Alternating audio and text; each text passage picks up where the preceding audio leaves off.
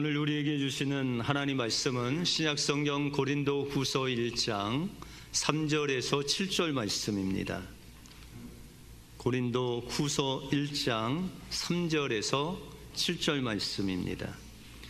찬송하리로다. 그는 우리 주 예수 그리스도의 하나님이시요 자비의 아버지시요 모든 위로의 하나님이시며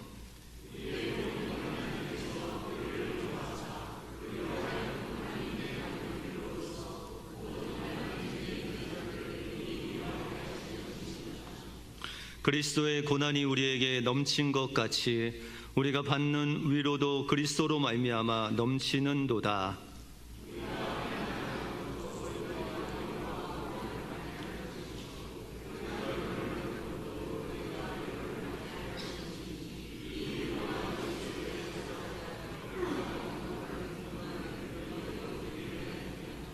같이 읽겠습니다. 너희를 위한 우리의 소망이 견고함은 너희가 고난에 참여하는 자가 된 것 같이 위로에도 그러할 줄을 알미라.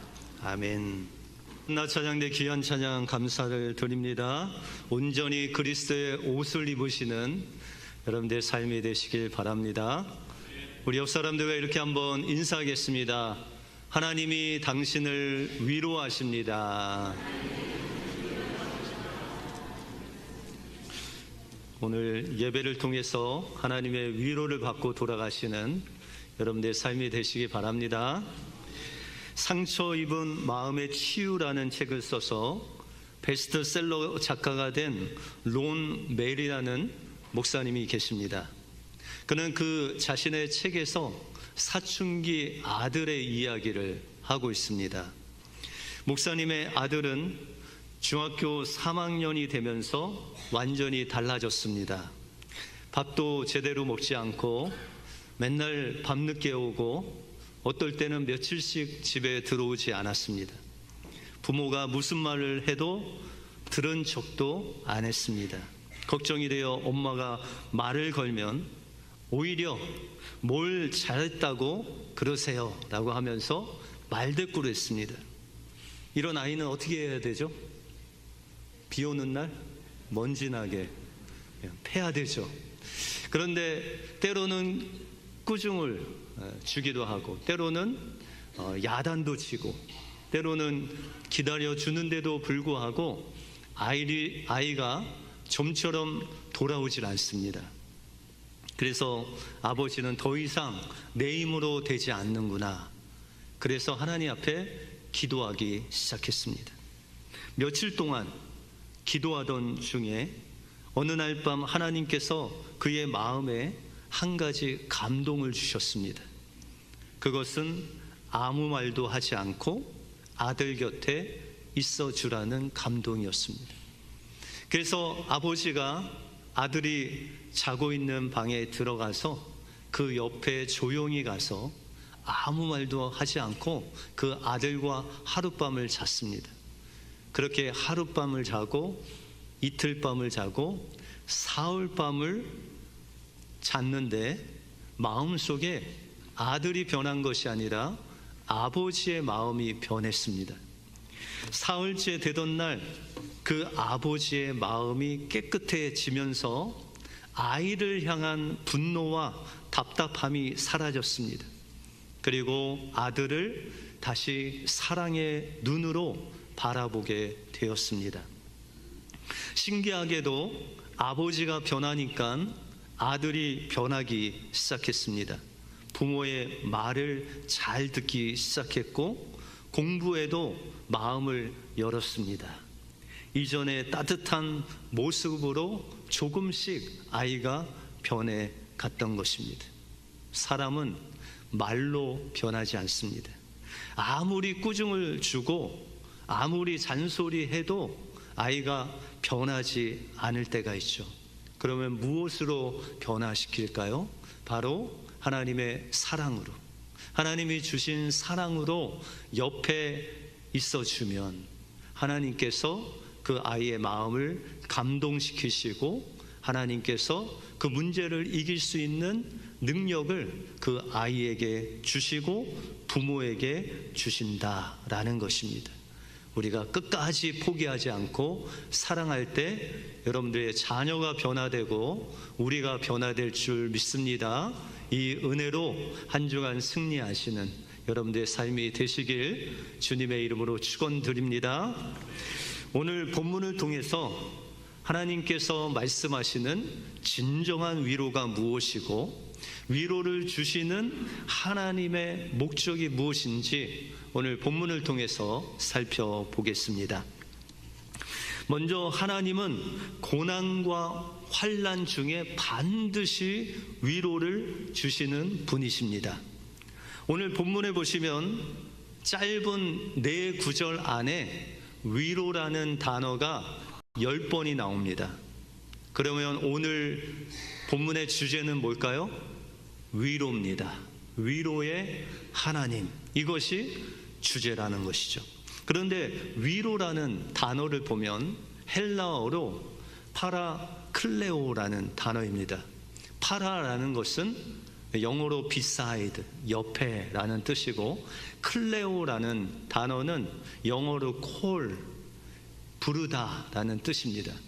이 뜻이 합쳐져서 옆에 부른다, 옆에 다가간다, 그것이 바로 하나님의 위로라는 뜻입니다. 실례로 아이가 잘못해서 아빠에게 매를 맞았어요. 말대꾸리에서 먼지나게 맞았어요. 그러면 엄마는 어떻게 해야 될까요? 더 맞아야 된다 하고 패시겠어요? 그렇지 않죠. 아이에게 다가가서 어깨에 손을 얹고 아니면 아이를 안아주면서 아빠가 왜 꾸짖었는지 너를 싫어서 그런 것이 아니라 너를 사랑해서 네가 잘못된 길을 갈까봐 아빠가 꾸짖은 건다, 그렇게 이야기를 해주는 것이요. 그러면 아이는 분이 삭지 않지만 그 마음 속에 엄마가 함께함으로 위로가 임합니다. 그리고 그 마음 속에 위로를 얻으면 그 아이의 행동이 바뀌어지는 것이죠. 그래서 종교 개혁자 마틴 루터는 자녀를 기를 때 그 자녀에게 매만 주지 말고 사과도 주어라, 그렇게 조언을 합니다. 우리가 아이들에게 꾸중이나 아니면 매를 들면 반드시 그 옆에서 위로하는 위로자가 있어야 된다는 거죠. 그래야 자녀들이 균형 있게 그 마음과 또한 외적인 것이 균형 있게 성장할 수 있다는 것입니다. 그런데 위로는요, 문제를 없게 만드는 것이 아닙니다. 여러분들 막 고난 속에 어려움을 당했는데 누가 와서 옆에 있는다고 해서 문제가 변하지 않죠. 뭐 돈이 생기거나 문제가 해결된다거나 그러지 않습니다. 그런데 이 위로를 받으면 얼마 가지 않아서 문제가 해결됩니다. 실례로 우리가 하나님 앞에 기도하죠.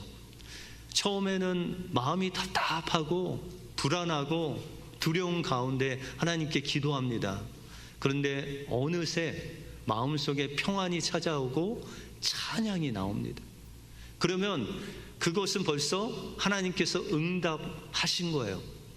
문제는 해결되지 않았는데 하나님께서 기도 가운데 찾아오시니 여러분들 마음의 상처, 마음의 문제가 해결되는 내적인 치유를 하나님께서 주시는 거죠.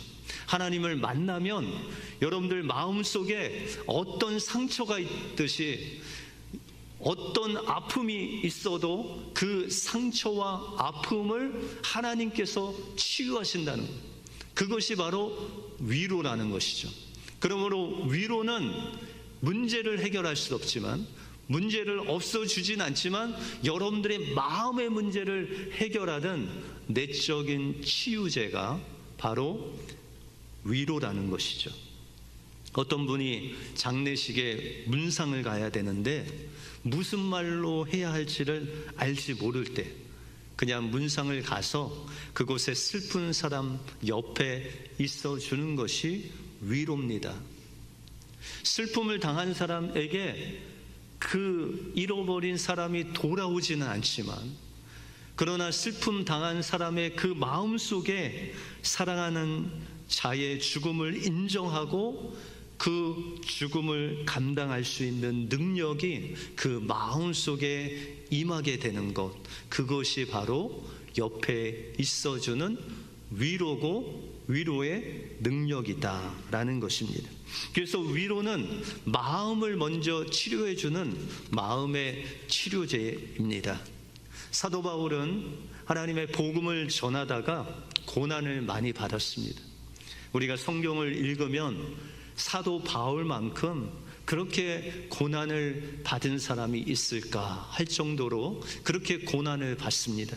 때로는 40에 하나 감한 매를 맞기도 하고, 때로는 돌에 맞아서 죽었는지 알았는데 며칠 후에 살아서 돌아오기도 하고, 때로는 먹을 것이 없어 굶주리는 그런 고난을, 말할 수 없는 고난을 사도 바울이 받았습니다. 여기에 그치지 않고 고린도 후서 12장에 보시면은 사도 바울에게 육신의 가시인 질병이 있었다, 그렇게 말씀하고 있습니다. 사도 바울이 엄청난 능력으로 많은 사람들의 질병을 고쳤는데 오히려 자신에게 질병이 있었다는 거예요. 그래서 그것을 놓고 하나님 앞에 그의 인생 속에서 3번이나 하나님 앞에 기도했는데 하나님께서는 말씀하시기를 내 은혜가 내게 족하도다. 그때 사도 바울은 고백하기를 내가 약할 때 강함이다, 그렇게 고백을 합니다. 그러면서 하나님께서 주신 것을 응답으로 알고 다시는 하나님께 구하지 않습니다. 갈라디아서 4장에 보시면요, 사도 바울이 갈라디아 지역에서 복음을 전할 때 자신이 가지고 있는 질병으로 인해서 많은 사람들에게 시험거리를 주었다, 그렇게 말씀하고 있습니다. 그래서 많은 학자들은 이 사도 바울이 예수 그리스도를 다메섹 도상에서 만났을 때 그 충격으로 인해서 간질에 걸렸다, 그래서 이 간질병으로 인해서 사도 바울이 사람들에게 시험을 줬다라고 그렇게 이야기하는 학자들이 있습니다. 여러분들 혹시 간질 앓으시는 분이 간질 그 발작을 일으키시는 거 보셨어요? 간질 발작을 일으키면요, 먼저 눈이 좀 이렇게 돌아갑니다. 그리고 자기가 의식하지 않는데요, 입에서 막 거품이 납니다. 그리고 이 간질 환자에게 응급처치를 가장 먼저 해야 될 것은 그 입에다가 손수건 같은 것을 넣어야 돼요. 왜냐하면 그렇지 않으면 이 혀를 깨물어서 죽을 수도 있기 때문입니다. 그런데 간질을 그렇게 발작하고 나서 좀 지나면요, 그 전에 거를 기억을 하지 못해요. 그것이 간질이에요. 만약에 사도 바울이 간질이었다면, 사람들 앞에서 그런 발작을 일으켰다면 정말 복음을 가로막는 장애물이 될 수 있는 시험거리가 될 수 있었다라는 것이죠. 또한 어떤 학자들은 안질이라고 그렇게 이야기합니다. 사도 바울이 다메섹 도상에서 예수님을 만나고 눈이 멀지 않습니까? 그런데 하나님의 은혜로 며칠 후에 눈에서 비늘 같은 것이 빠지면서 보게 됩니다. 그런데 성경에 보시면 사도 바울이 눈이 잘 안 보이는 것을 알 수 있습니다. 그래서 갈라디아서 6장에 보시면요, 사도 바울이 글씨를 큰 글자로 서명을 해요. 모든 글씨는 대서를 하게 하고 대신 쓰게 하고 자신이 맨 마지막에 큰 글씨로 써요. 왜냐하면 눈이 잘 보이지 않아서 그렇습니다. 사도 바울의 질병이 간질이든 안질이든 이것으로 인해서 많은 사람들의 시험거리가 됐다고 말씀하고 있습니다. 갈라디아서 4장 14절을 한번 같이 읽겠습니다. 시작. 너희는 시험하는 것이 내 육체에 있으되 이것을 너희가 없인 여기지도 아니하며 버리지도 아니하고 오직 나를 하나님의 천사와 같이 또는 그리스도 예수와 같이 영접하였도다. 이런 질병으로 인해서 사람들에게 시험거리가 되고 사도 바울이 전한 복음을 받아들이지 않을 수도 있었지만, 그러나 갈라디아 교회의 성도들은 이 사도 바울을 예수님과 같이 영접했다는 것입니다. 그뿐만 아니라 갈라디아 성도들은 사도 바울에게 위로를 주었다, 그렇게 말씀하고 있습니다. 15절을 같이 한번 읽겠습니다. 시작. 너희의 복이 지금 어디 있느냐? 내가 너희에게 증언하노니 너희가 할 수 있었더라면 너희의 눈이라도 빼어 나에게 주었으리라. 갈라디아 성도들이 사도 바울의 그 눈이 안 좋은 것을 알았어요. 그래서 사역을 할 때 그 눈 때문에 고생하는 것을 보고 그 성도들의 마음이 어땠냐면, 내 눈이라도 빼어 주었으면 좋겠다. 만약에 제가 간이 나쁘면 여러분들 간이라도 빼어 주시겠습니까? 아멘이 한 번도 안 나오시네. 혹시 신장이 제가 나쁜데 여러분들 신장을 주시겠습니까? 네, 아멘이 나오다가 말았는데, 여하튼 이렇게 사도 바울을 향한 갈라디아 교인들의 그 마음은 자신의 눈을 빼어서 바울에게 줄 만큼 그런 사랑으로 그와 함께 있었다는 것이죠. 그것이 바로 하나님께서 바울에게 주신 위로였다라고 말씀하고 있습니다. 위로는 우리의 문제를 없앨 수가 없습니다.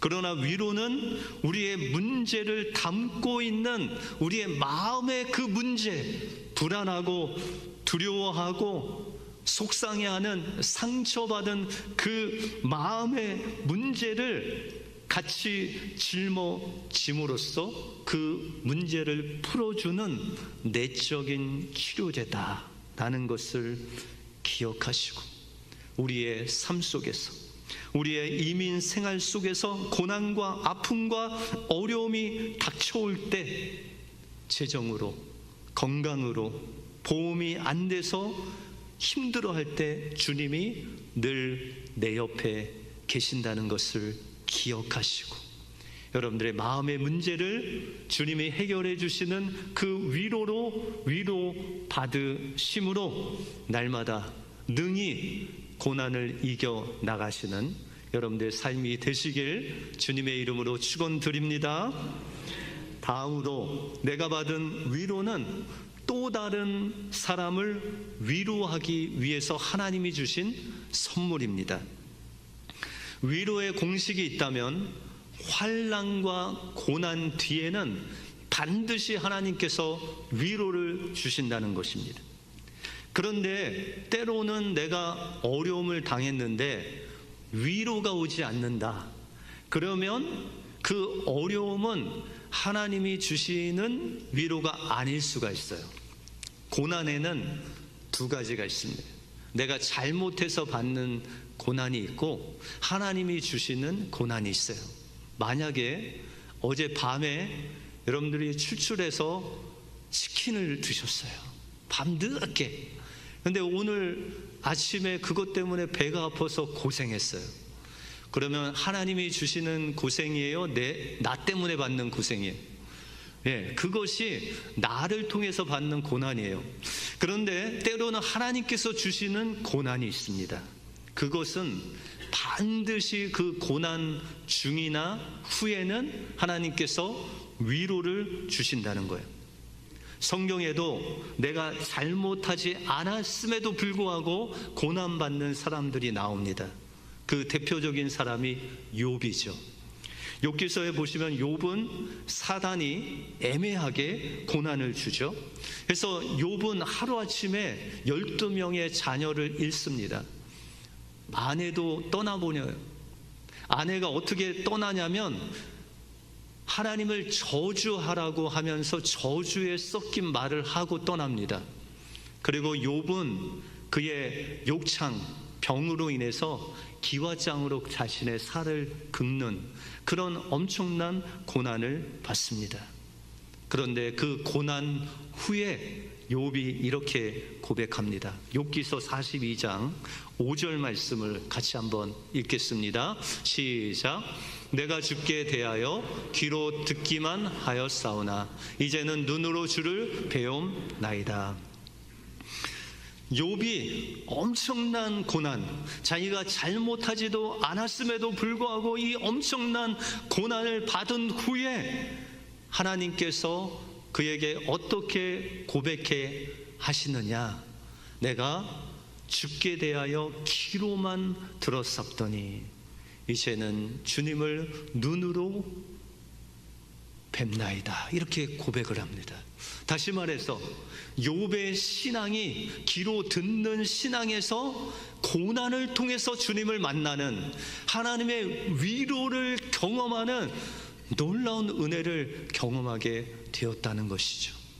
그런데 여기서 끝나는 것이 아니라 고난 받은 사람들이 주로 어떤 성경을 읽으면 위로가 돼요? 욥기서를 읽으면요 위로가 돼요. 왜요? 욥이 받은 고난이 나보다 더 큰 고난이기 때문에 그 고난받은 욥을 보면서 하나님께서 여러분들에게 위로를 주시는 것이죠.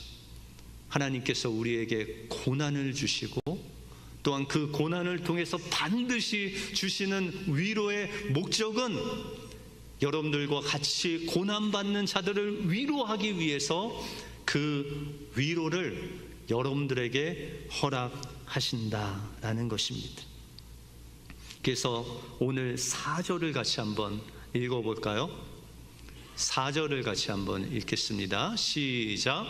우리의 모든 환난 중에서 우리를 위로하사 우리로 하여금 하나님께 받은 위로로서 모든 환난 중에 있는 자들을 능히 위로하게 하시는 이시로다.